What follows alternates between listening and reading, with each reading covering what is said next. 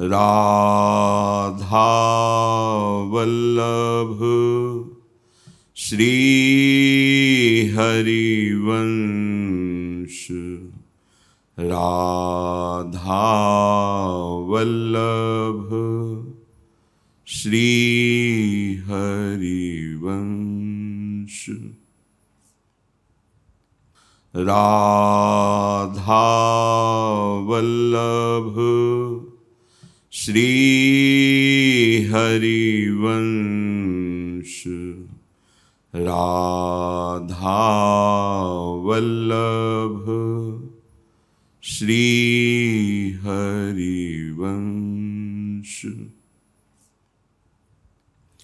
वृंदावनेश्वरी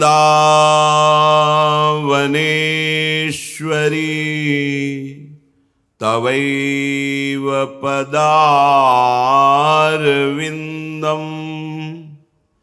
प्रेमामृतैकमकरन्द रसौघपूर्णं हृद्यर्पितं मधुपतेः स्मरतापमुग्रं निर्वापयत् परम शीतलमाश्रयामि।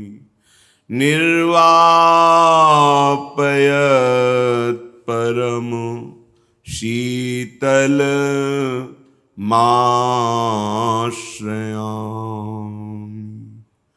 राधा राधा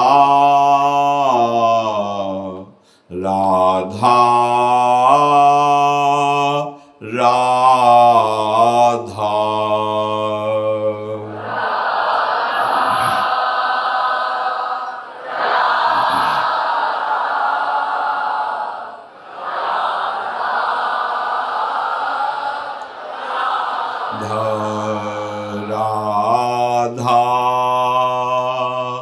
राधा राधा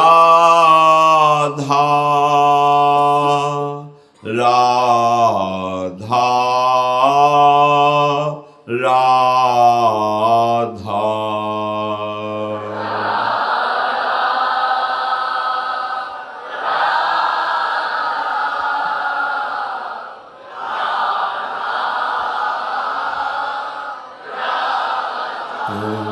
राधा राधा राधा राधा।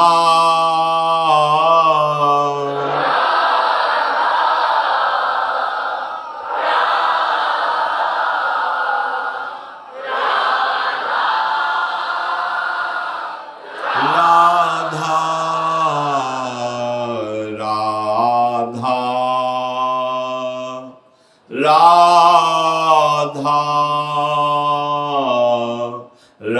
राधा। राधा राधा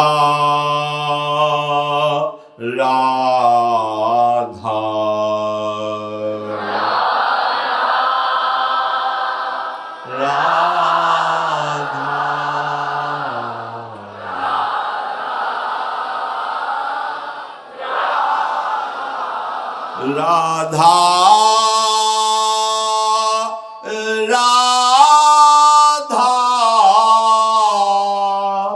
राधा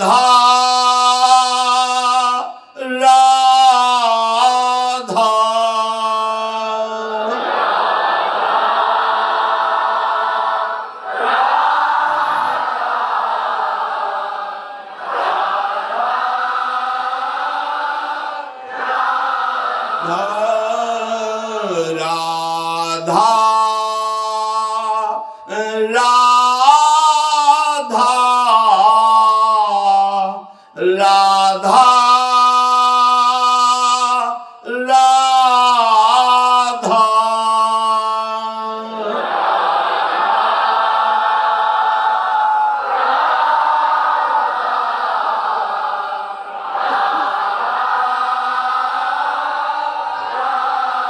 राधा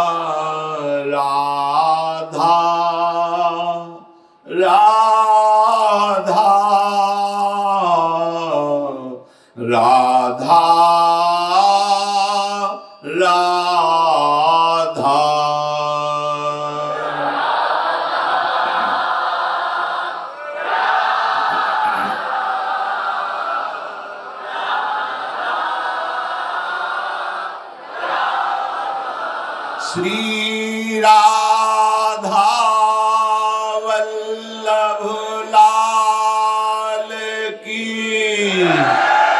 जय।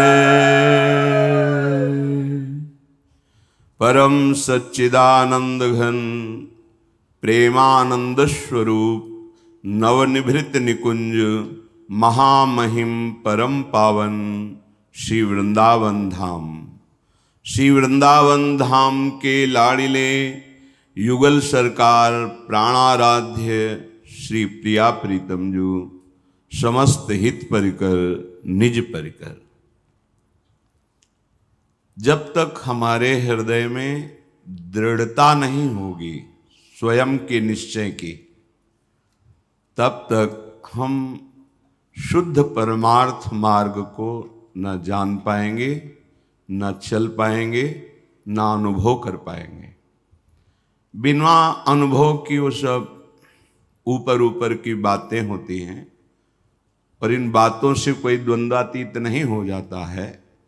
हाँ, लोक व्यवहार में सम्मान, अर्थ आदि की प्राप्ति, ये सब हो सकता है, लेकिन लोकातीत, गुणातीत, द्वंद्वातीत, कालातीत जो भगवदानंद है उसकी अनुभूति नहीं होती।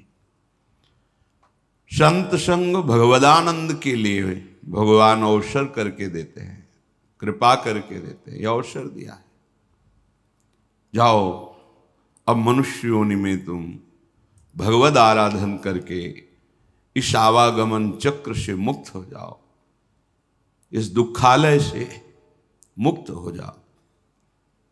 पर इसमें हमें दृढ़ता चाहिए। जब तक हमारे हृदय में दृढ़ता नहीं होती तो किसी भी भोग के प्रलोभन में हम फिसल जाते हैं, किसी भी द्वंद से हम परास्त हो जाते हैं। रोज तैयारी हो रही भगवत प्राप्ति की, ये सत्संग रोज आपको तैयार कर रहा है। इसमें भगवत प्राप्ति सुलझने से होती है, क्रिया प्रधान नहीं है। ये जब तक अहम है तब तक बात समझ में नहीं आएगी। ये भगवत प्राप्ति क्रिया प्रधान नहीं है, ये किसी क्रिया का फल नहीं है। क्रिया आदि अंत वाली है, उसका फल भी आदि अंत वाला है। हाँ, वही क्रियाएं जब भगवत समर्पित कर दी जाती हैं तदर्पिता अखिलाचारिता, और अपने आप को प्रभु के चरणों में समर्पित करके निरंतर स्मरण, अब हो जाएगी भगवत प्राप्ति। पर क्रिया के बल से भगवत प्राप्ति असंभव। सत्संग स्वीकृति प्रदान करता है। जो हम प्रभु के हैं वो हमें स्वीकार करना है। केवल सब सद्गुण आ जाएंगे, सब देवी संपदा आ जाएगी, पर स्वीकृति में कोई पोलापन नहीं होना चाहिए, घनीभूत स्वीकृति होनी चाहिए। हमारी स्वीकृति बहुत हल्की है, जरा से झटके में टूट जाती है।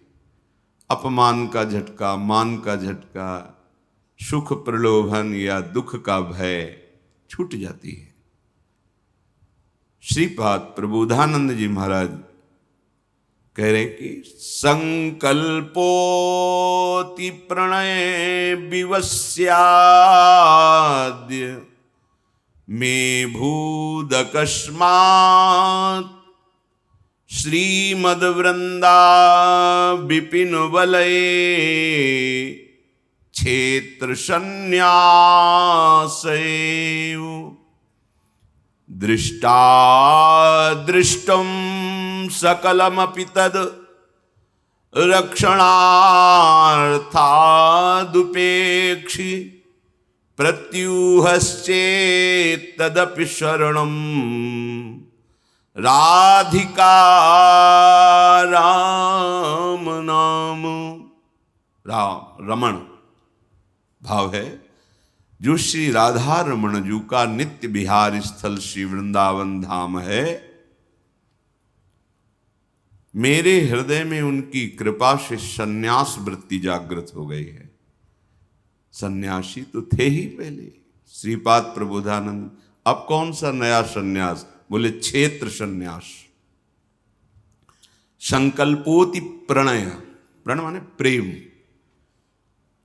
इस वृंदावन के प्रेम ने मेरे हृदय में विवशस्याद्य, विवश करके, मैं भूत कस्मात् श्रीमद वृंदा विपिन बलये क्षेत्र संन्यास एव,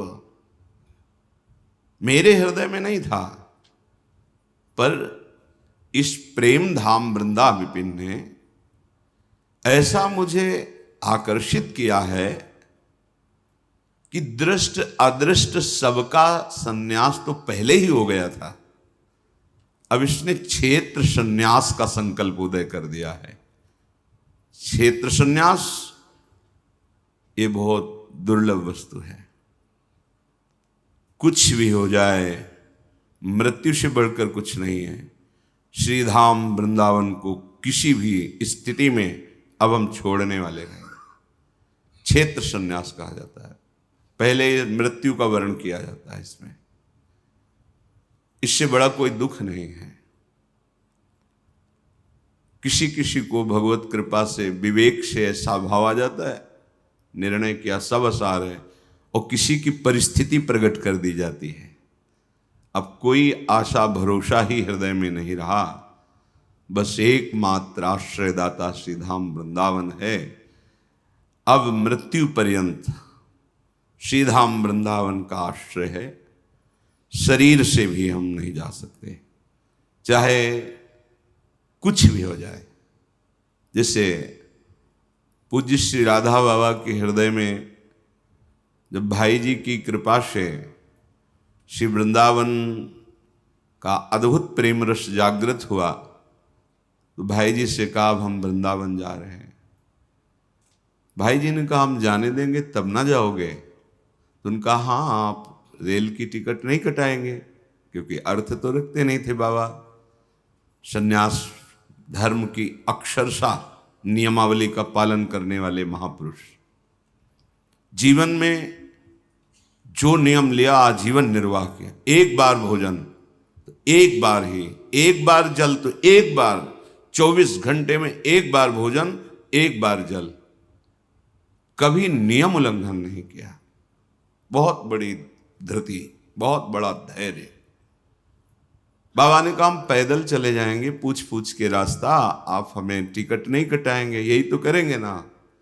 भाई जी ने कहा कि हम जाने ही नहीं देंगे आपको।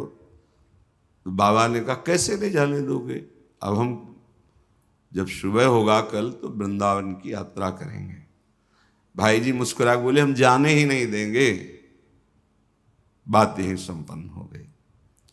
बाबा जब रात्रि में सोए तो प्रभु श्री कृष्णचंद्र जी और लाडली जी उनके हृदय में युगल सरकार, और बोले देखो ये पोद्दार जी का शरीर मात्र ढांचा दिखाई दे रहा है, इसके अंदर हम अपने पूरे वृंदावन वैभव के साथ खेल रहे हैं।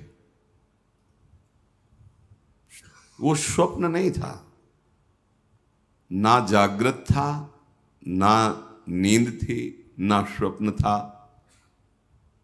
एक अजीब स्थिति। ऐसा होता है जब दिव्यता का अनुभव होना होता है तो उसे कहा स्वप्न ही जाता है कि स्वप्न जैसा, पर नव जागृत होता है, नव स्वप्न होता है, नव निद्रा होती है, एक अलौकिक स्थिति होती है। बाबा सुबह उठे, भाई जी ने कहा हम वृंदावन जाने की बात सोच रहे थे। बोले आजीवन आपके शरीर के सानिध्य का संन्यास स्वीकार करते हैं। जहां आपका शरीर वहां मेरा, आजीवन निर्वाह किया। समझ गए कि इनका शरीर अब शरीर नहीं, साक्षात वृंदावन है, और इनके हृदय रूपी निकुंज में प्रिया प्रीतम विहार करते। कहीं भी भाई जी जाते बाबा साथ होते। भाई जी का शरीर पूरा हुआ, जहां अंतिम विराजमान किए गए उनके श्रीअंगों को, आज भी समाधि, बाबा वहीं टीन छवा के वहीं जीवन बीत। धन्य है महापुरुषों का जीवन। श्रीपाद कह रहे संकल्पोति, अब संकल्प बन रहा है क्षेत्र संन्यास का। ये बड़े महाभाग्यशाली का बनता है। जो अनुकूलता, प्रतिकूलता, मान, अपमान, सुख, दुख, मृत्यु जैसे भयानक दुख को भी स्वीकार कर लेता है, फिर ये बन जाता है कि अब मरना है ना, तो जय श्री भट्ट धूलि धूसर तन, यह आशा और धार। जीवन मुक्त, किसी भी स्वभाव वाला, कैसे भी आचरण वाला, अब यहां स्वभाव और आचरण उसका नहीं चलेगा, अब वृंदावन का प्रभाव और स्वभाव चलेगा। क्षेत्र संन्यास का तात्पर्य है अब वृंदावन का प्रभाव और स्वभाव काम करेगा, अब उसके स्वभाव और प्रभाव से कोई मतलब नहीं रहा, जिसने आजीवन वृंदावन का वास स्वीकार कर लिया। ये बहुत बड़ी बात है। अगर दृढ़ निष्ठा नहीं तो फिसल जाएगा। ऐसे स्थितियां आती हैं, ऐसी बाहर परिस्थितियां आती हैं। जीवन को जब हम अपने को असहाय, असमर्थ देखते हैं, तो सर्व समर्थ के प्रति जो पुकार होती है, मिनट भी नहीं लगता सुनने के लिए, और निर्णय उनके हाथ में होता है। आप देख रहे हो कैसे वृंदावन दुलार कर रहा है, कैसे वृंदावन बस हृदय में स्वीकृति, ये स्वीकृति बहुत कमजोर स्वीकृति है। ये स्वीकृति अनुकूलता को लेकर के है, इसे स्वीकृति नहीं कहते। बिल्कुल ध्यान दीजिए, स्वीकृति में अनुकूलता प्रतिकूलता की कोई गुंजाइश नहीं होती, सुख दुख का कोई महत्व नहीं होता। ये जो स्वीकृति सीधे भगवत प्राप्ति कराती है। संकल्प, अब ये हमारा संकल्प हो गया है। ये वही कर सकता है जिसको महाप्रस्थान की लालसा जागृत हो गई। बस मेरे से तो होगा नहीं कि भगवत प्राप्ति कर सकूं, अब आपके भरोसे ये तन मन प्राण सब आपको समर्पित हो गया काम। बिगड़ी जन्म अनेक की अब ही सुधरे आज, हो गई बात। पर ये बहुत धैर्यशाली, उपासना में धैर्य का बहुत बड़ा योगदान है। ये 10 लक्षण भगवत प्राप्ति करने वाले उपासक के हृदय में जागृत हो जाते हैं। बहुत ध्यान से सुनना। ये 10 लक्षण जब प्रकट होने लगे तो जान लेना कि अब हमारा परम सौभाग्योदय होने जा रहा है। बस हम भगवत साक्षात्कार के नजदीक हैं।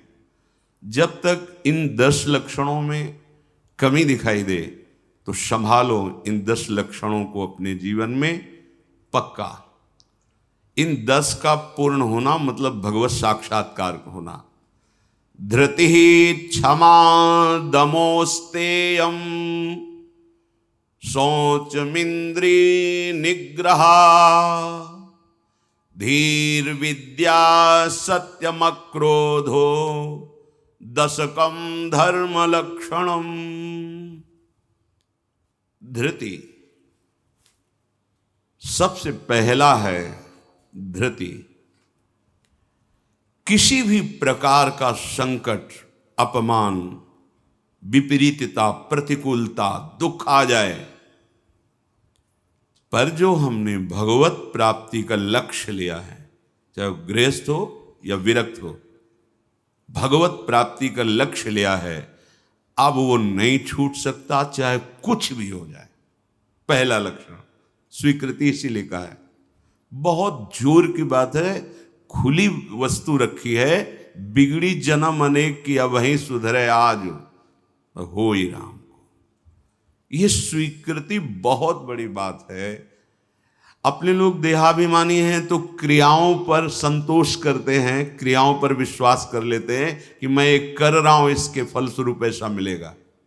लेकिन उस सब करने का फल होता है होना, और वो सत्संग से प्राप्त हो जाता है एक क्षण में।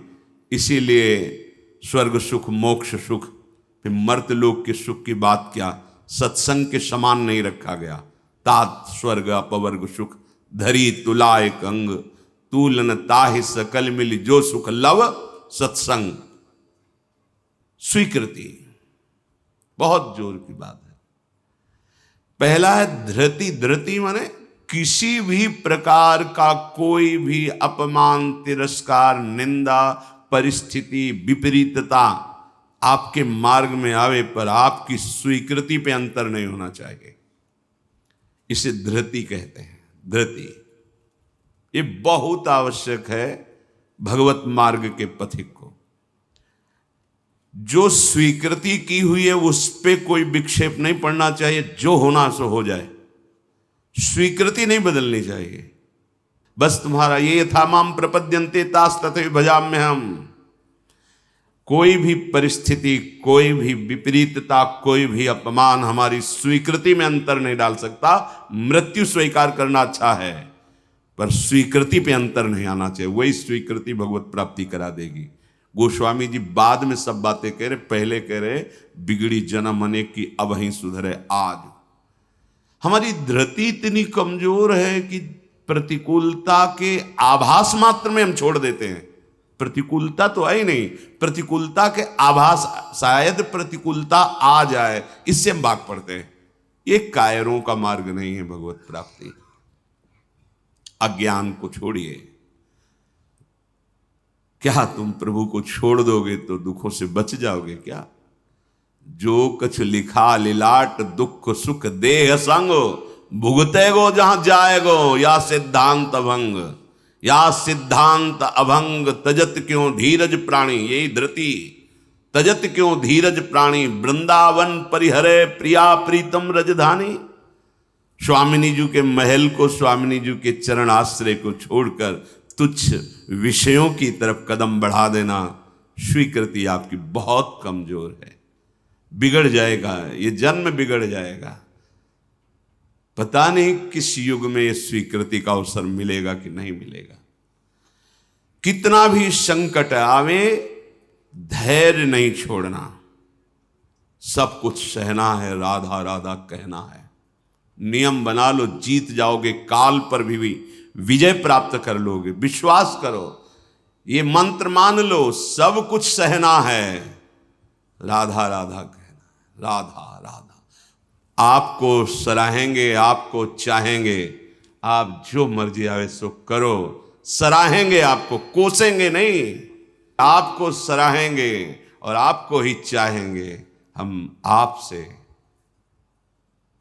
तन मन प्राण सर्वस्व समर्पित करके प्रेम करते हैं। ये प्रेम मार्ग की बात। भगवत प्राप्ति करना है तो पहली बात है ये धृति। ये धैर्य रखो। ये नहीं देखा जाता, धैर्य नहीं दिखाई देता, धैर्य नहीं। जरा सा विचलता हुई, भाग पड़े। कहां भागोगे? जिधर भाग के जा रहे उधर तो विचलता का समुद्र है। यहां तो विचलता तुम्हें अविचल स्थिति प्रदान करने के लिए है। यहां का भय तुम्हें निर्भय पद प्रदान करने के लिए है। और इस भय को स्वीकार करके भाग रहे हो तो महाभयावह प्रवाह है संसार का, बहते चले जाओगे। अभय होए जो तुम्हें डेराई। धृति, जो धृतिवान है, लौकिक पारलौकिक सारी संपत्तियां उसके चरणों में झुकने लगती हैं। देख लो, शब्द पर ध्यान दो। जो धृतिवान है, धैर्यवान है, हर कष्ट सहता है, तो आगे जो मार्ग है बोले लौकिक और पारलौकिक सारी संपत्तियां उसके चरण चूमती हैं, क्योंकि वो धैर्यवान है। अगर धृति नहीं है तो परमार्थ का भेष भले हो, परमार्थ की स्थिति नहीं होगी। इसीलिए भगवान कपिल देव जी ने माता देवती जी से कहा, जो आसक्ति संसार के बंधन का कारण है, वही आसक्ति यदि महात्माओं के चरणों में हो जाए तो मोक्ष का खुला हुआ द्वार है। तो वो महात्मा कैसे होते? तो सबसे पहला शब्द था तितिक्षवः। मतलब महान सहनशील होते हैं संत जन। तितिक्षवः, यहां धृति, ऐसा धैर्य कि कोई भी विचलित ना कर सके। बहुत गंभीरता से, इसीलिए इसमें रुके हुए हैं।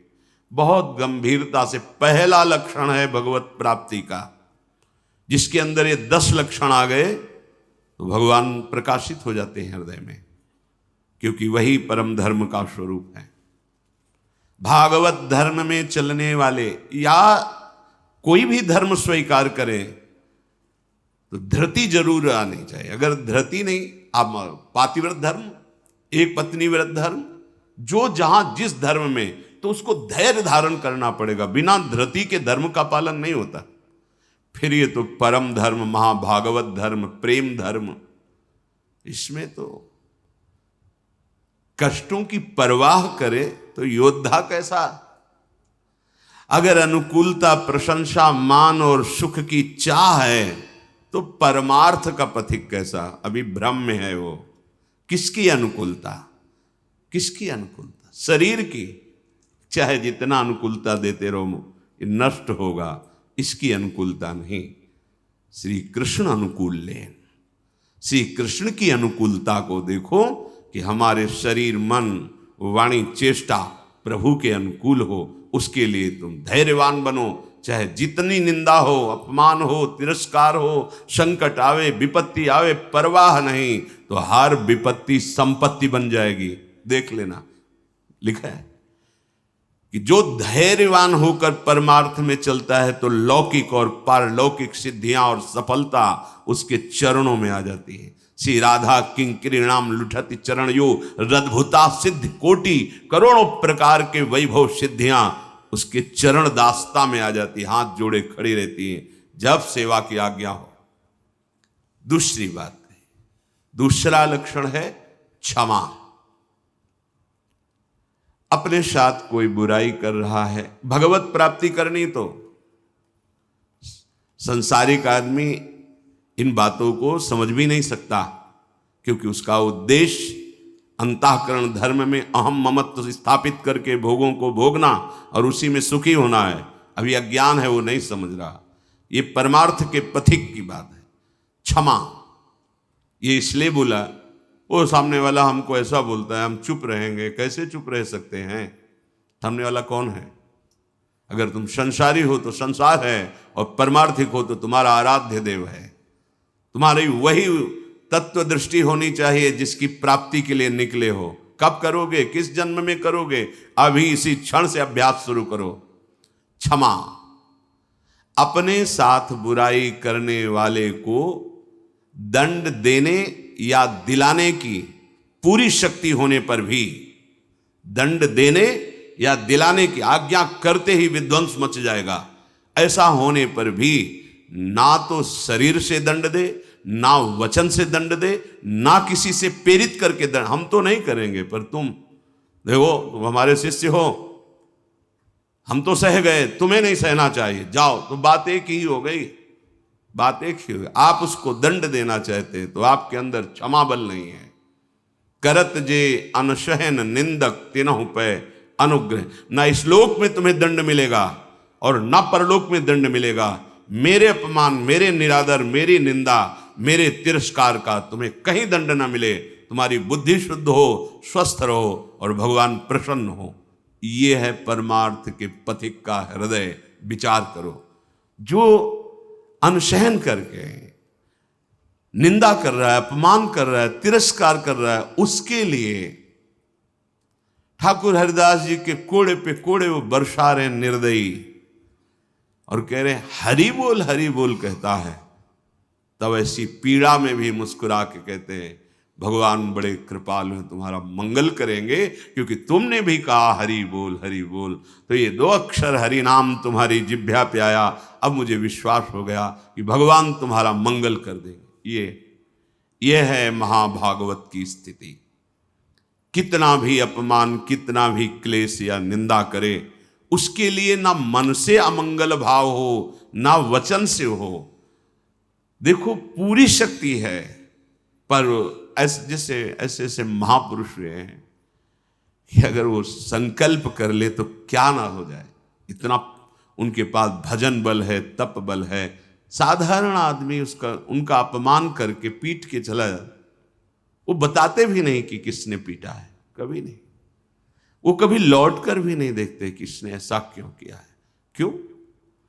क्योंकि अगाध बोध संपन्न महात्मा जैसे अपने हाथ से, अपनी दांत से अपनी जिह्वा, अपने द्वारा कोई चेष्टा जो अपने को पीड़ा पहुंचा दे, किसको दंड देंगे? ऐसे वो आत्मस्वरूप सर्वत्र अनुभव करते हैं। इसलिए राग द्वेष रहित महात्मा के हृदय में ये आता ही नहीं है कि इसको दंड दिया जाए। अपने साथ बुराई करने वाले को दंड देने दिलाने की पूरी शक्ति रहने पर भी उसको दंड देने या दिलाने की भावना मन में भी ना आए और उसके हर अपराध को सहकर यथोचित चेष्टा करे कि उसको सुख पहुंचे, उसे भगवत साक्षात्कार होता है, उसे क्षमा कहते हैं। श्रीपाद प्रबोधानंद जी ने भी कहा, नीचापमानम शुद्धा। नीच शब्द इसलिए कि आप उससे महान हैं, आप उस पर शासन कर सकते हैं, आप उसको दंड दे सकते हैं, पर उसके द्वारा किए हुए अपमान को सह गए। कैसे? अमृत मान करके। अमृत, नीचा अपमान। जब कोई गाली दे, निंदा करे, अपमान करे, तब ये बात आवे, भगवान इसका मंगल करे। ये भक्त हृदय होता है। अनुकूलता में तो सब कोई आशीर्वाद देने के लिए तैयार हो जाएगा। प्रतिकूल परिस्थिति में भगवत भाव युक्त हृदय होकर कोई अमंगल सोच भी उसके लिए ना करना, ये होता है। देखो, सर पे प्रहार किया नित्यानंद महाप्रभु के, जो जगाई मधाई के चरित्र में आता। महाप्रभु जब चैतन्य देव ये देखा तो सहन नहीं कर पाए कि ऐसे महाभागवत के प्रति ऐसा अपराध। क्रोधावेश लोग चरण पकड़ लिए नित्यानंद महाप्रभु ने कि चैतन्य महाप्रभु का, प्रभु ये आपकी विशेष कृपा के पात्र है। नाथ, आपका अवतार दंड देने के लिए नहीं हुआ, आप कृपा कीजिए। ये आप कह दो कि वो तो अवतारी पुरुष हैं, तो हम किनके बच्चे हैं? हम किस मार्ग में चल रहे हैं? हम उन्हीं के तो बच्चे हैं, उन्हीं की तो अंश हैं, उन्हीं की तो शरण में है। वही नाम जो बोल रहे हैं वही तो हमें दे रहे हैं, कोई दूसरा नाम थोड़ी दे रहे। वही कृष्ण नाम दे रहे हैं, वही राधा नाम दे रहे हैं, जिसमें ऐसी अपार सामर्थ्य है। वो तो स्वयं प्रभु हैं, पर हम कौन हैं? उन्हीं प्रभु के तो अंश हैं, उन्हीं प्रभु के बच्चे हैं, उन्हीं के चरण शरण में हैं, उन्हीं के वचनों के अनुसार चले तो वैसी ही कृपा का अनुभव होने लगेगा। क्षमा, पहला धृति, दूसरा क्षमा, तीसरा है दम। दम कहते हैं इंद्रियों को विषयों से हटाकर प्रभु में लगाना। ये भगवत प्राप्ति के लक्षण वाले महापुरुष का जो भाव है। दम, दमन करना। हमारी इंद्रियां बहिर्मुख होकर भोग भोगना चाहती हैं, इनका स्वभाव बन गया है। दुर्वासना मम सदा परिकर्षयन्ति। विषय इतने प्रबल हो रहे हैं कि इंद्रियों को अधीन कर लिए हैं। इंद्रियां इतनी प्रबल हो रही कि मंथन करने वाली, प्रमथन स्वभाव वाली मन को अधीन कर लिया है। मन इतना प्रमथन स्वभाव वाला बुद्धि को अधीन कर लिया। अब बुद्धि विषय में सुख मान करके सब छूट दिए हैं, तो इंद्रियां मन विषयों में विचरण कर रहे हैं। जो भगवत प्राप्ति करने की लालसा वाला उपासक है, वो दम रूपी सद्गुण से युक्त होता है। दम अर्थात दमन करना, इंद्रियों का दमन करना। थोड़ा कठिन है। कामा संजायते क्रोधा, क्रोधा स्मृति विभ्रमा। जब हमारी कामना बन जाती है कि ये मैं भोग भोगूं और उसमें बाधा पड़ती तो क्रोध आ जाता है। बस ये कामना संकल्प न बनने पावे तो बहुत जल्दी निवृत्त हो जाएंगे। संकल्प बनने का समय हम देते हैं। जब कोई भी इंद्री का विषय आकर्षित होता है तो मन उसको विस्तार से सुख का, भोगा हुआ सुख या सुना हुआ या दृश्य में आया हुआ भोगने की लालसा, और आप अपने भगवत विस्मरण कर दिए और उसमें तन्मय हुए, संकल्प बना, गड़बड़ हो गया। अब परमार्थ से भ्रष्ट कर देगा। आज नहीं तो कल, क्रिया बने ना बने, भ्रष्ट कर देगा। संकल्प ही न बनने पाए। संकल्प बनने की छूट कब देते हैं? जिस समय हम ये भूल जाते हैं कि हमारा लक्ष्य भगवत प्राप्ति है। हम भोगों में सुख बुद्धि करके भगवान से विमुख वृत्ति के द्वारा संकल्प बना लेते हैं धैर्य से।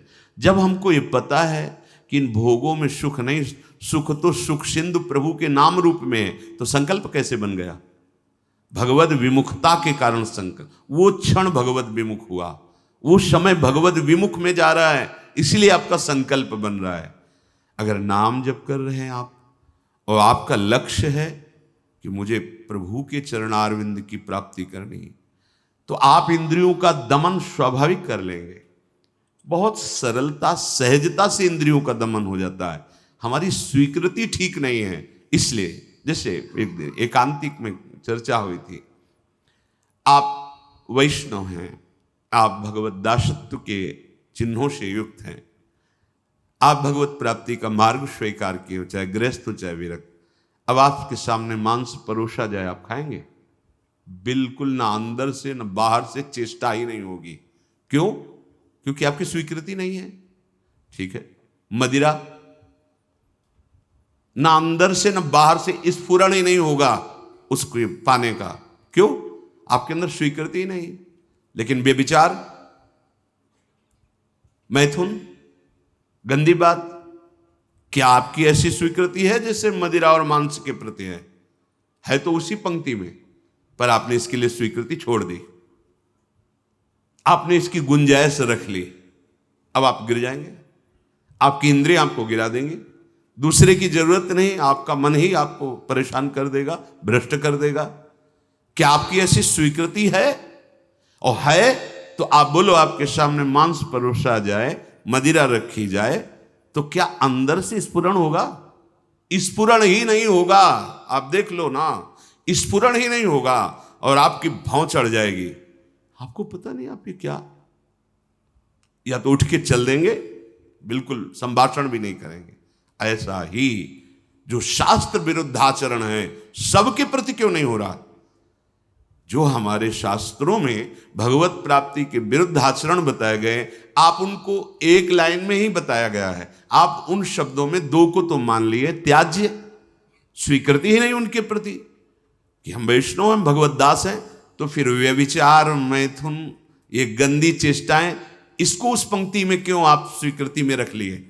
आपने स्वीकृति की है, और यदि आपकी स्वीकृति वैसे है तो आप बोलो कैसे हो सकता है? वो दो बातें जो बोली, कैसे आप स्वीकार नहीं कर सकते? प्रार्थना करने पर, एकांत में मिलने पर भी आप उन वस्तुओं का सेवन नहीं करेंगे क्योंकि आपकी स्वीकृति नहीं। ऐसे ही स्वीकृति आपकी भगवत प्राप्ति की है तो उसमें बाधक है, फिर आप उस बाधक क्रिया को, बाधक चेष्टा को एकांत में क्यों करते हैं? अपना नाश क्यों करते हैं? ये इंद्रियां और मन मिलकर आपको स्वरूप विस्मृति के गर्त में डालती जा रही। जितना भोगों में सुख का अनुभव करोगे, उतने ही आत्मस्वरूप की विस्मृति के गर्त में चले जाओगे। भगवत विस्मृति, कामः संजायते क्रोधा, क्रोधा स्मृति विभ्रमा, स्मृति भ्रंशात् बुद्धिनाशो, बुद्धिनाशात् प्रणश्यति। भगवत प्राप्ति के लिए दमन करना सीखे इंद्रियों का। श्री हरिवंश नाम बल्लहों, अपने मन भाई सब कहों, रहों शरण हरिवंश की।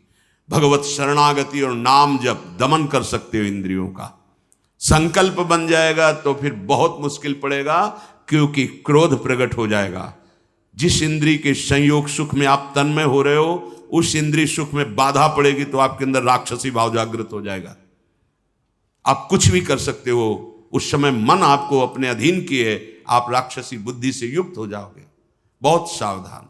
दम, पहले ही हमारा निश्चय है भगवत प्राप्ति, हम प्रभु से मिलने के लिए चले, तो जो प्रभु के भाव में डूबे हुए महापुरुष जनों ने निषेध किया, ये नहीं, उसको बिल्कुल वैसे ही देखो जैसे और निषेध पदार्थ हैं।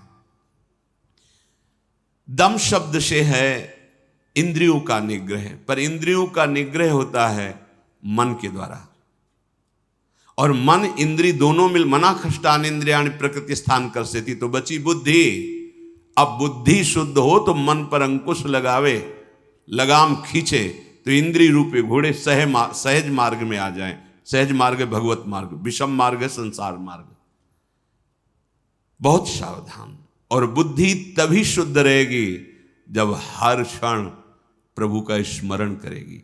भगवान से वियोग प्राप्त हुई बुद्धि, वियोग माने भगवान से विलग हुई बुद्धि शासन नहीं कर सकती मन और इंद्रियों पर, और भगवान से योग को प्राप्त हुई बुद्धि इनको अपने शासन में रखेगी। तो बुद्धि योग कैसे बने? तो तेसाम सतत युक्तानाम भजताम प्रीति पूर्वकम तो ददामि बुद्धि योगम तम येन माम उपयांति ते। श्री भगवान के वचन। अगर तुम सतत भजन कर रहे हो तो बुद्धि भगवान से युक्त हो जाएगी, भगवान में तन्मय हो जाएगी, इतनी सामर्थ्यशाली हो जाएगी, जहां चाहेगी वहीं रथ को खड़ा कर देगी। लगाम है मन, घोड़े हैं इंद्री, शरीर है रथ, बैठा है जीवात्मा और हाँक रहा है सारथी बुद्धि। ईश भजन सारथी सुजाना। अपने आराध्य देव का सतत भजन मानो सुजान सारथी मिल गया है। अब मन रूपी लगाम को शासन में, तो घोड़े अपने आप सही मार्ग में। इंद्रियों का दमन अर्थात मन का निग्रह अर्थात बुद्धि का परमात्मा में निरंतर जुड़े रहना। निश्चय में भजन होना चाहिए, बुद्धि कार्य निश्चय, भजन न छूटे। जीत गए आप तीसरे गुण दम को प्राप्त हो गए। चौथा अस्तेय, चोरी का स्वभाव ना होना। मन से, वाणी से, शरीर से किसी भी प्रकार की चोरी ना करना। फूल लेने जा रहे हैं प्रभु, जनक जी के यहां निमंत्रण में आए हैं, विश्वामित्र जी को आमंत्रित किया गया है। फूल केवल है, कोई और वस्तु नहीं है। पर आप देख लीजिए उस प्रसंग में प्रभु मालियों से पूछते हैं, क्या मैं अपने गुरु सेवा के लिए कुछ पुष्प ले सकता हूं? स्वीकृति दी। हमारा स्वभाव बिगड़ गया है, बहुत सावधानी की जरूरत है। सोचते हैं कि हम चोरी करके दूसरे का धन, दूसरे का सुखी हो जाएंगे, कभी नहीं होगे। अधर्माचरण करने वाला कभी, आपको थोड़ी देर हर्ष होगा, हर्ष शोक में परिणित हो जाएगा, शोक भयानक दुख पैदा कर देगा। बहुत सावधान, सिद्धांत को समझो और भगवत मार्ग में चले हो तो ऐसा होना ही नहीं चाहिए किसी भी तरह से। और ये वस्तु बहुत अच्छी लग रही है, लेकिन नहीं,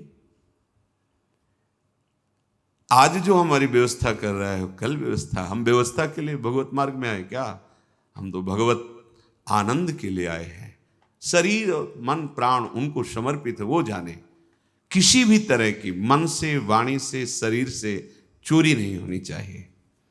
दूसरे की बात हम सुनी तो सुन करके उसे अनुभव में उतारें, सुन के उसको दूसरों को बोलकर प्रभावित कर लेना, यह भी चोरी हो गई। महापुरुषों की बात, अमुक संत ने अमुक बात कही है, हम सब मिलकर उस पर चले भगवदानंद का अनुभव करने के लिए। अगर हम उस बात का केवल प्रयोग करते हैं दूसरे को प्रभावित करने के लिए और वासनाओं की पूर्ति के लिए, यह भी चोरी है। वो बात हमारे अंतःकरण को भगवदाकार करने के लिए है। सत्संग में उस बात को इसलिए कहते हैं कि वो बात हम सब धारण करें और भगवदानंद को प्राप्त हो। किसी भी तरह का मन में या तन में या वचन में ये छुपाव भाव, ये चोरी भाव, हम चाहते कुछ हैं और वाणी से कुछ बोल रहे हैं, वो ठीक नहीं है। अस्तेय, बिल्कुल छुपाव का भाव, चोरी का भाव नहीं होना चाहिए, न मन से, न वाणी से, न शरीर। भगवत प्राप्ति करने वाला उपासक जो मन में होता है वही वाणी में होता है, वही चेष्टा में होता है, तीनों में एक होगा। और जो विषयी जीव होता है उसके मन में कुछ और होता है, वाणी से कुछ और बोलता है, चेष्टाएं कुछ अलग दिखती है, ये ठीक नहीं है। जो मन में एक, वचन में एक, आचरण में वही, तीनों का मिलान कर लो, वही होता है अस्तेय। पहला था धृति, दूसरा क्षमा, तीसरा दम, चौथा अस्तेय, पांचवा है शौच। शौच कहते हैं पवित्रता को। उपासक को बाहर और भीतर दोनों से पवित्र होना चाहिए। अब सुंदरता बढ़ रही है लेप आदि से, वैसे पवित्रता नष्ट हो रही है, पवित्रता नहीं मिलेगी। शौचाचार का ज्ञान ही नहीं है, पशुता बढ़ रही है, पशुता। वही जूते पहन करके लघुशंका गए हैं, अवसर लगा तो उसी में शौच हुआ है, और वही जूते पहन करके भोजन पा रहे हैं, तो बुद्धि क्या हुई? पशुता आ गई, राक्षसीपना आ गया। आहार के समय पूज्य भाई जी महाराज और ग्रंथों में और बड़े संतों से बहुत पवित्र विचार होने चाहिए उस समय। खास करके आहार के समय तो आपको बहुत सावधान रहना है, क्योंकि जैसे भाव में आहार पा रहे हो उसी का वो बढ़ावा कर देगा। पवित्र आहार, पवित्र चिंतन करते हुए, इसलिए पहले भगवद अर्पित किया जाता है, एक एक कवल नाम जप करते हुए। बहुत सुंदर 24 घंटे उसका देखना प्रभाव बहुत सुंदर पड़ेगा। बाहर आपका शरीर पवित्र होना है, उसके लिए दिनचर्याएं हैं, पवित्रता का निर्वाह, बहुत सावधानी। वो अब देखो ऐसे लोगों के आचरणों का अनुकरण किया जाता है जो शौच होकर जल ही नहीं लेते। वैसे ना क्या कहते हैं उसे, हाँ टिश्यू पेपर, वाह। आचरण बिगड़ते हुए पशुता में बदल गए। जैसे पशु ने शौच के चल दिए। अरे भाई मनुष्य शरीर मिला है पवित्र, मतलब बुद्धि काम नहीं कर, उसे बड़ा माना जाता है। शौच होकर के पवित्रता ना करना बड़े आदमी है, वाह। आचरण पवित्रता है ही नहीं, कैसे तुम भगवत चिंतन अखंड कर लोगे, कैसे तुम्हारे सदविचार आवेंगे। बाहरी और भीतरी दोनों पवित्रता चाहिए। बाहरी पवित्रता ये जल से, मिट्टी आदि, रजा, देखो चाहे जितना आप साबुन लगाओ हाथ में, बाद में थोड़ी रज का प्रयोग जरूर करो। रज से पवित्र माना, जिससे वो इतनी बड़ी बोतल में क्या आता है, डिटॉल वाला वो नहीं होता, उससे हाँ जो हैंड वॉश जो भी ऐसे से धो लिए, माना ठीक अच्छा है, पर रज का प्रयोग जरूर करें। थोड़ी रज लेकर हाथ, बिना रज से आप पवित्र नहीं माने जाएंगे। आप जैसे साबुन वगैरह तो करो, हम कहते करो, पर इससे आप रज का प्रयोग जरूर, एक बार ही सही, पर ऐसे और रज आएगी तो नाली जाम हो जाएगी, और ऐसा नहीं, हम करें थोड़ी तो प्रयोग करो रज का। नहीं वो नाली तो खुल भी सकती है, इधर बुद्धि की नाली जाम हो गई तो और गड़बड़ हो जाएगा, नहीं हो जाएगा, जन्म जन्मांतर बिगाड़ती चली जाएगी। अब कैसे समझावे, मतलब बड़ा समय विचित्र आ रहा है। लघु शंका में बैठना है तो जो शौच की सीट उसी पे बैठना है, किए लघु शंका और निकले उछल दिए। अरे पूरे अपवित्र हो गए, उस पे बैठने के लिए उतना ही वस्त्र धारण करो जितना तुम्हें धोना हो, तभी आप भगवत मार्ग में चलने, तभी आप चल सकते हैं। बुद्धि काम नहीं करेगी। अब जरा सा भी कुछ भी मुख में जाता है तो हमें कई बार समझाना होता है, श्री जी का प्रसाद है, प्रसाद, तब मन मंत्र की तरफ बढ़ता नहीं, एकदम घबरा के मुख में कुछ गया जूठा हुआ तो उसे समझाना पड़ता है, चरणामृत है, श्री जी का प्रसाद है। अभ्यास, हम बातचीत कर रहे हैं और बाथरूम के पादुका में पैर जा रहा हो, बंद मंत्र, नाम चलना प्रारंभ, हमें बाद में ज्ञान होगा, वो पहले हो गया। अभ्यास, अगर आपको कई बार शौच लगते हैं, आप बाथरूम तो बंद ही होते हैं, उचित वस्त्र धारण कर लो, या जैसा हाथ धो लिए, यहाँ से हाथ धो लिए, कुल्ला कर लिए, ये जो छिद्र है इनमें जल लगा लिया, कमर से स्नान, चाहे जितनी बार, इतना तो करना है। 2 बार तो सर्वांग आप कर लीजिए, बीमार हैं ऐसा है तो ऐसे कर लीजिए। अगर आप ऐसे पवित्र नहीं रहेंगे तो मंत्र नहीं चलेगा, भजन नहीं होगा। आप खुद देख लीजिए, बाहरी पवित्रता और आंतरिक पवित्रता, छल कपट ये सब अंदर ना रखते हुए नाम जब चल रहा है, अंदर पवित्र हो जाएंगे। तो जल, मिट्टी और यथा योग्य जो गुरुजन आदेश करते हैं वैसी दिनचर्या से ये बाह्य शरीर की शुद्धि होती है।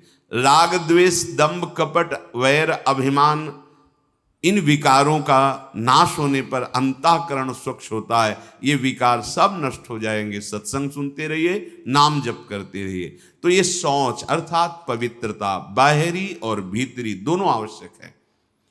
प्रसाद के सिवा मुख में अगर कुछ भी है, जैसे आप राधा वल्लभ जी गए, किनका मंत्र चलाओ, जल वो चरणामृत, तो आचमन, जल लेके आचमन करने की जरूरत नहीं। अन्यथा आप जैसे फिर तो अच्छे से कुल्ला करो, आचमन करो, फिर आप मंत्र जप करो, हर समय पवित्र। लघु शंका पहले बराबर कमंडल में जल रखते थे, अब तो कहीं जाना आना ही नहीं, नहीं तो कमंडल पास रहेगा, उसमें छोटा सा गिलास। अपनी दिनचर्या में आप भगवत प्राप्ति के मार्ग में चले हैं, और आप ऐसे ही मनमानी, ऐसा नहीं, हम गुरुजनों को, बड़े महापुरुषों को देखा, पवित्रता का निर्वाह, पवित्रता का निर्वाह नहीं तो फिर सेवा या सुमिरन दोनों में विक्षेप पड़ने लगेगा। मनमानी आचरण मत कीजिए। आपका वस्त्र पवित्र होना चाहिए, पानी से निकाल लीजिए, पवित्र होने। ऐसे मनमानी आचरण करोगे तो भजन में रुचि नहीं होगी। ये भगवत प्राप्ति जिसको होनी उसके लक्षण बताए जा रहे हैं। वो बाहर और भीतर से बहुत पवित्र रहता है। हम किसी को छूने की चेष्टा न करें। कोई छू रहा है हमें, उसमें कोई दोष। हम जा रहे हैं ऐसे छू गया कोई बात, हम किसी को बहुत सावधान। हमारे अंदर मंत्र चल रहा है, हमारे अंदर भजन चल रहा है। अब वो उसकी दिनचर्या क्या है, वो कैसे पवित्रता का निर्वाह करता है। तो अगर वो हमसे ऐसे धक्का लगे तो हम उस अपने को नहीं मान, हम अपनी तरफ से चेष्टा नहीं करते। बिल्कुल भगवत मार्ग में जो भगवत प्राप्ति के लिए बहुत सावधानी की, पवित्रता की आवश्यकता है। फिर है छठा, शब्द स्पर्श रूप रस गंध। इनका ऐसा प्रभाव है कि खींच लेते हैं। जैसे अभी कोई ध्वनि बजने लगे, आ जाएगा, प्रभाव पड़ा शब्द का। अभी कोई चीख दे, ऐसे शब्द का प्रभाव पड़ा ना, ऐसे रूप का प्रभाव पड़ता है, ऐसे रस का प्रभाव पड़ता है, गंध का प्रभाव पड़ता है, स्पर्श का प्रभाव पड़ता है। इसी प्रभाव को जीत ले जो, बस ये बात समझे। हमारा जो नाम चल रहा है, अब कुछ भी गाए, कुछ भी बजाए, कुछ भी शोरगुल हो, उस पे अंतर नहीं पड़ना चाहिए। हम रूप आशिक हैं प्रियालाल के। आप कोई भी रूप हो, हम स्वादी हैं प्रियालाल के उच्छिष्ट के, अधरामृत के, जो उनका उच्छिष्टामृत भुक्त वही हुआ। इसके अलावा कुछ भी अमृत भी हो तो हमारे लिए, हमारी गंध श्री जी के श्री चरणों में चढ़ी हुई तुलसी पुष्प, श्रीअंग का इत्र, प्रसाद, माला आदि, बस।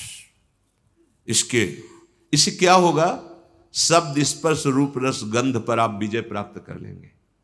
सनकादि के लिए जैसे आता है कि शब्द स्पर्श रूप रस गंध पर विजय प्राप्त की हुई महापुरुष के भी घ्राणेन्द्रिय में जब प्रभु श्री हरि के श्री चरणों की तुलसी की गंध गई तो प्रेम विकल हो गए, ऐसा था। ये जो हमारी इंद्रियां स्पर्श सुख में, देह सुख, स्पर्श सुख में, रूप में, रस में, गंध में, शब्द में हमें भगवत प्राप्ति करनी, इसका हमें परिवर्तन करना होगा। हमें जहां भागवतिक शब्द श्रवणेन्द्रिय में पड़े तो नाच पड़ना चाहिए, प्रापंचिक शब्द तो उदासीन हो जाना चाहिए। भगवत भाव से सबके चरणों में प्रणाम, मेरे प्रभु सब इन रूपों में समाये हुए। ठीक है, ऐसे कोई रूप, और वास्तविक जब आप इतने महान रूप की प्रेमी भाव में चल रहे हैं तो कोई रूप आकर्षण नहीं कर सकता, नहीं कर सकता, है ही नहीं। देवलोक भूलोक रसातल सुनि कवि कुल मत डरिए, सहज माधुरी अंग अंग की कई का सो पट तरिए। कौन सा रूप, कोई भी रूप ऐसा नहीं कि चित्त में क्षोभ पैदा कर दे।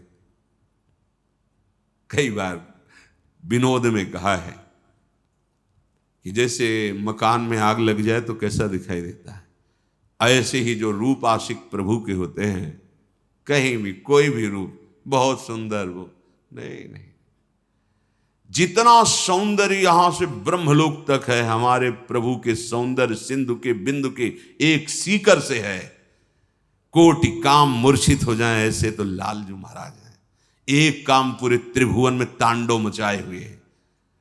करोड़ काम जिनकी मंद मुस्कान से मूर्छित हो जाए, वैसी जो लालजू की रूप लावण्य महिमा है, वो लालजू हमारी लाडली जू, निर्तन भ्रकुटी, बदन अंबुज मृदु, सरस हास, मधु बोलन तो अति आसक्त लाल।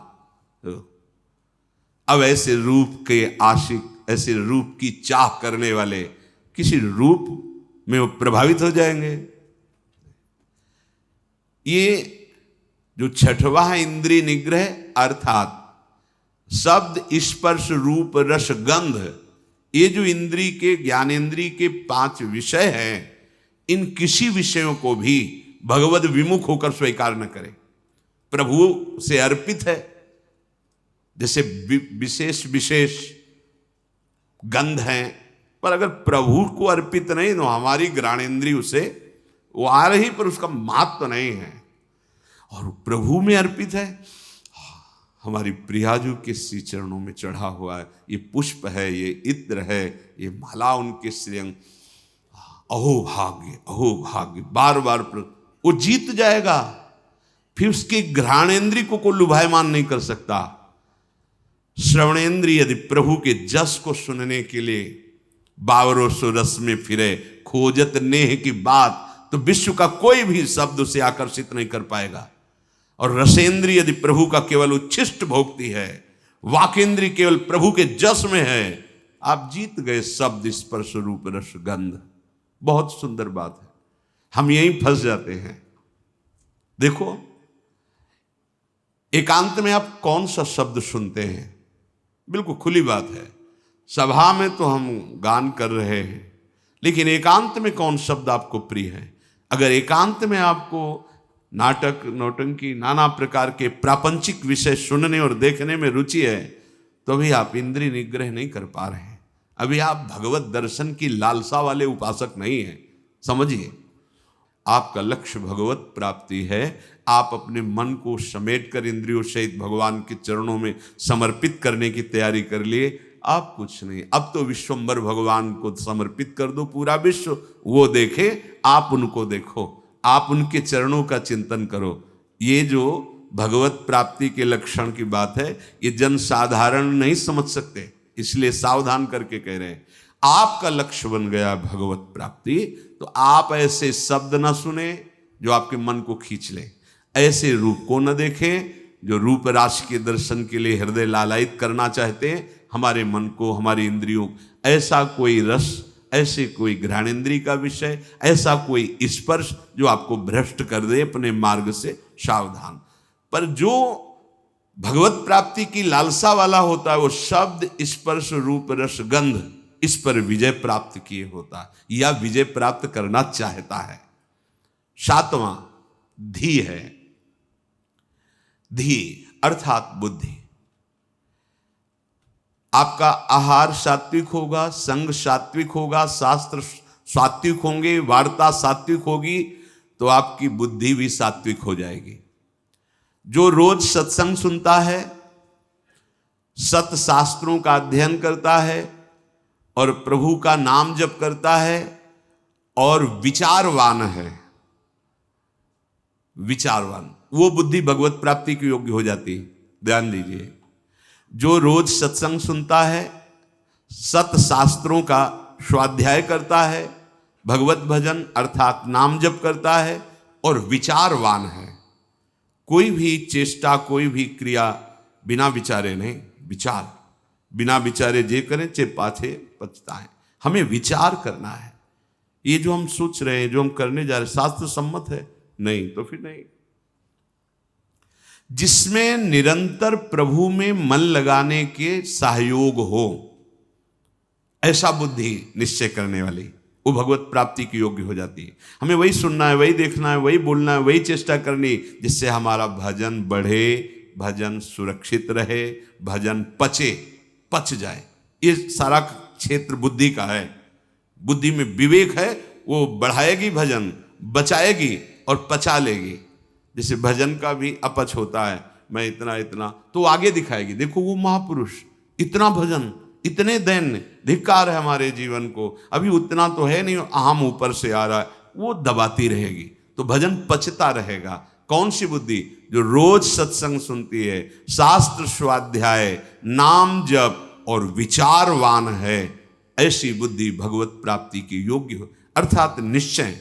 अगर बुद्धि विषयों में लगी हुई है, धन संपत्ति मान को श्रेष्ठ मानती है, तो ये निश्चय ही नहीं कर पाएगी कि परमात्मा प्राप्ति करना है। भोगेश्वर प्रसक्ता नाम तया प्रहत चेतसाम व्यवसायत्मिका बुद्धि समाधौ न विधीयते। आठवां है विद्या। जैसे प्रश्न आता है कि जब भजन मार्ग में चलना है तो पढ़ना लिखना सब व्यर्थ ही है, क्यों पढ़े लिखे? क्योंकि आजकल ऐसी विद्या पढ़ाई जाती है, ऐसी पढ़ाई जाती है। हम उस विषय पे नहीं जाते, हम ये जाते हैं कि यदि आपको अक्षर, मात्रा, इनका सब ज्ञान नहीं है, तो आपको हो सकता है कि सत्संग सबके सौभाग्य में तो नहीं है ना, तो आप ऐसे गीता पुरुष या बहुत जगह से महापुरुषों की वाणियां हैं, अगर आपको अक्षर मात्रा का ज्ञान नहीं तो आप कैसे पढ़ पाएंगे? अगर आपको ये लौकिक विद्या जो काखा गगा है, इसमें ब्रह्म विराजमान है। कई बार ये वार्ता हुई कि जैसे भगवान कण कण में विराजमान है, ऐसे हर अक्षर में विराजमान है। आ ब्रह्म का स्वरूप माना गया है। का, खा, गा, घा, आ निकलता है ना, ज्ञा तक निकलता है। आप जो विद्या पढ़ रहे हैं साक्षात ब्रह्म स्वरूप है। जो आप जानकारी ले रहे हैं उस सृष्टि की जो ले रहे हैं वो ब्रह्म स्वरूप है। उसे आप भजन से अलग मत मानिए, ध्यान देकर पढ़िए। हाँ, अब पढ़ लिख करके उद्दंडता करना, कपट करना, हिंसा करना, चोरी करना, तो होगा कि क्या हुआ तुम्हारी पढ़ाई से?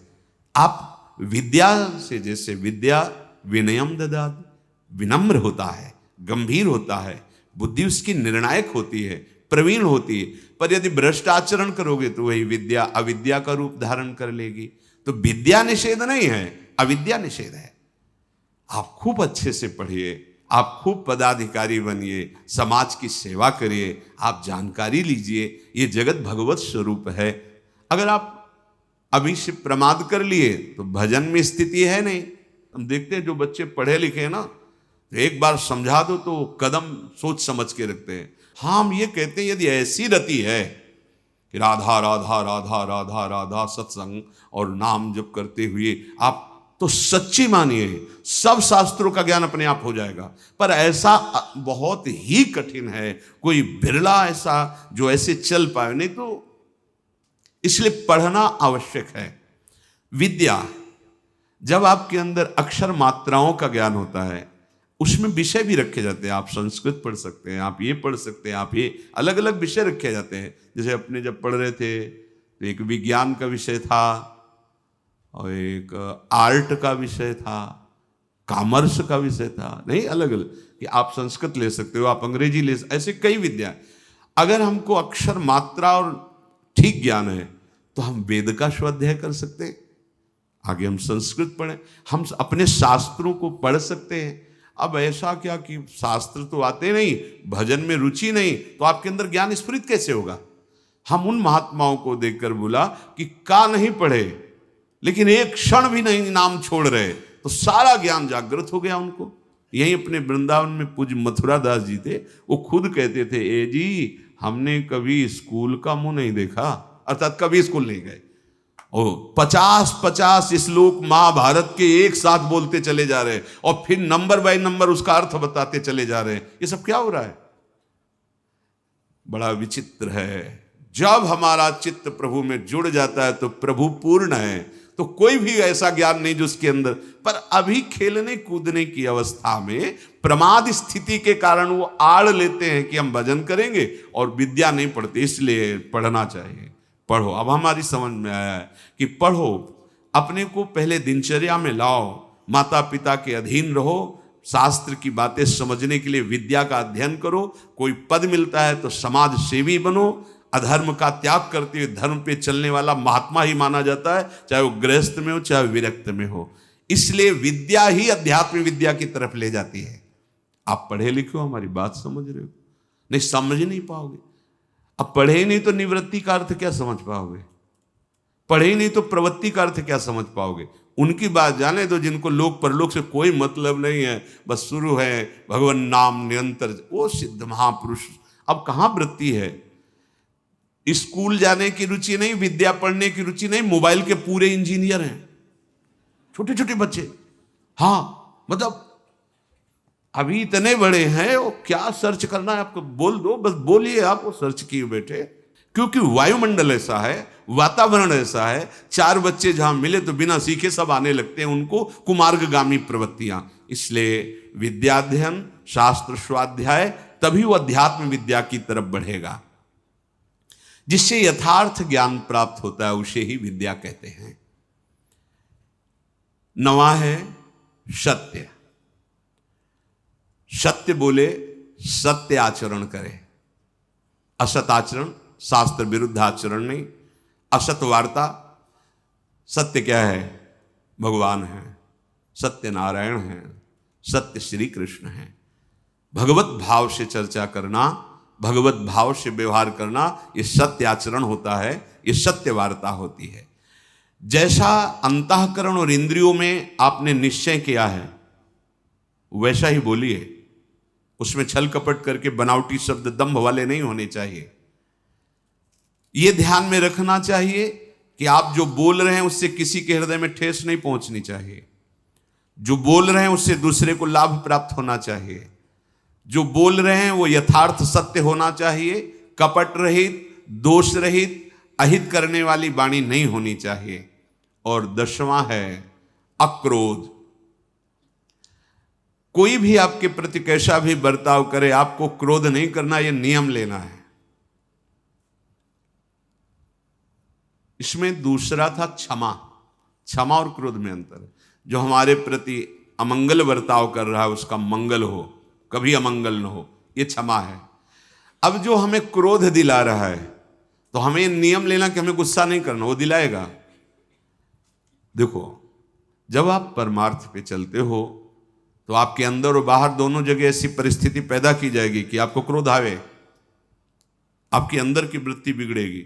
बाहर का ऐसा व्यवहार हो सकता है, आपका साथी, आपका मित्र, आपके पास रहने वाला साधक ही आपसे विपरीत ऐसी चेष्टा, उस समय वो प्रेरित है।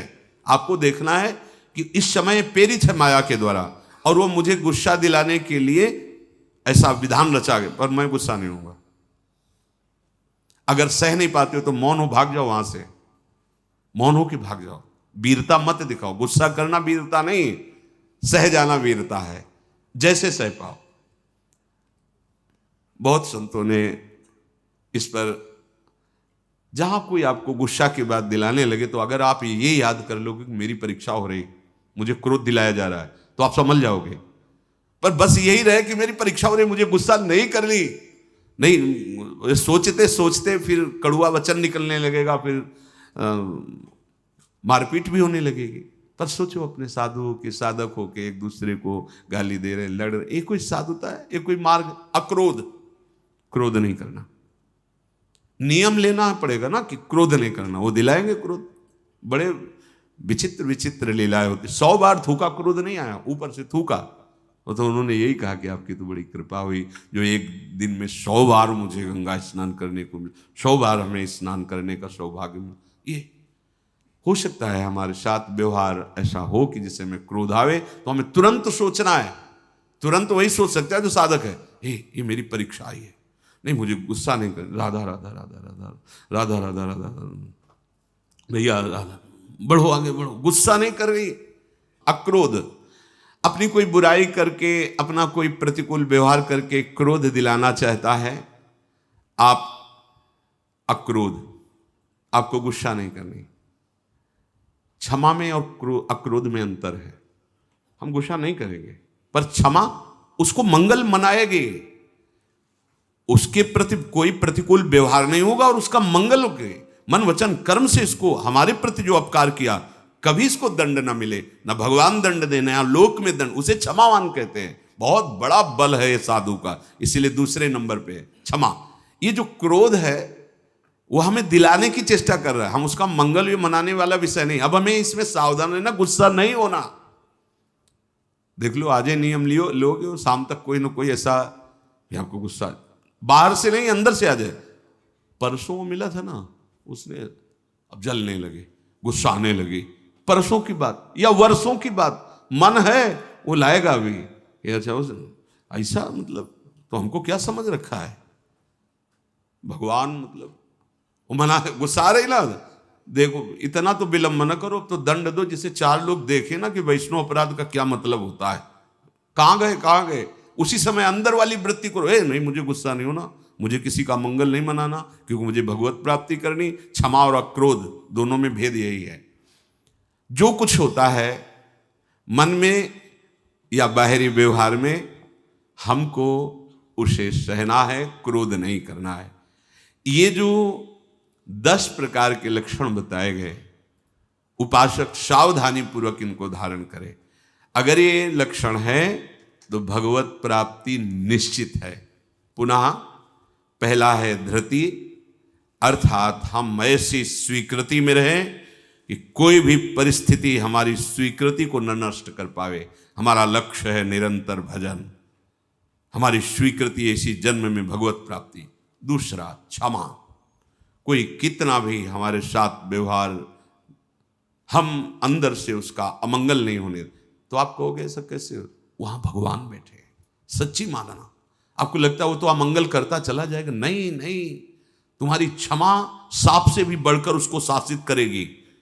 उमा क्षमा साप होते भारी, अपने कर्म जाय अपकारी। अगर आप लड़ गए, आप ऐसे कटु वचन बोल रहे हैं तो शायद उसका सुधार ना हो, लेकिन आप सह गए तो ये क्षमा जा करके उसको जो दंड देगी वो सुधार पे आए, उसका मंगल नहीं होगा, और उसको ऐसी जलन, ऐसी दंड स्थिति देगी कि वो सुधर करके मार्ग में चलने लगेगा। तीसरा, दम। इंद्रियों का, मन का दमन करना, और ये बुद्धि से होता है। जब नाम जप करोगे, बुद्धि योग बना रहेगा, तो मन का भी दमन होगा, इंद्रियों का भी दमन होगा। आस्ते मन वाणी शरीर से किसी भी प्रकार की चोरी न करना। ये जो लोभ प्रवृत्ति है बहुत सूक्ष्म होती है, बहुत सूक्ष्म होती है। इसको न शरीर से, न मन से, न वाणी से, किसी भी तरह से हमें चोरी नहीं करनी। शौच बाहर और भीतर से पवित्र रहने की चेष्टा करनी है। छठवां, इंद्रिय निग्रह, अर्थात शब्द, स्पर्श, रूप, रस, गंध, ये हमें परास्त न कर पावे जो माया जनित है। सातवां, धी, अर्थात सत्संग के द्वारा, शास्त्र स्वाध्याय के द्वारा, नाम जप के द्वारा, विचार के द्वारा हम अपनी बुद्धि को प्रभु से जोड़े रहें। विद्या, वही जो अध्यात्म विद्या तक पहुंचा दे। नवा, सत्य, यथार्थ, प्रिय, हितकर भाषण, और सत्य हैं प्रभु।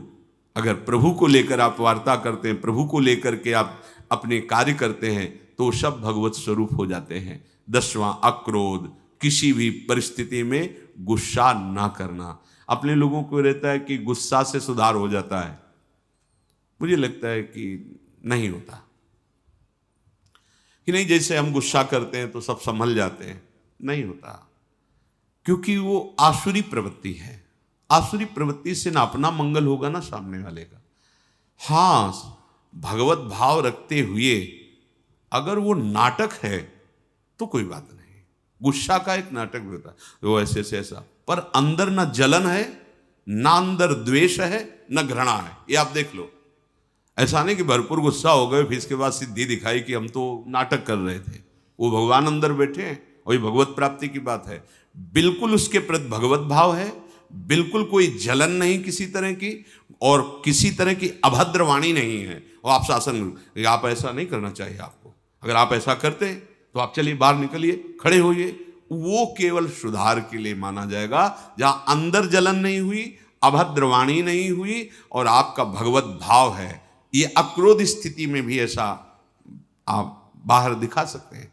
पर ये स्थिति छोटी मोटी नहीं है, इसलिए पहले हमें पूरा क्रोध धारण करना है, गुस्सा नहीं करें।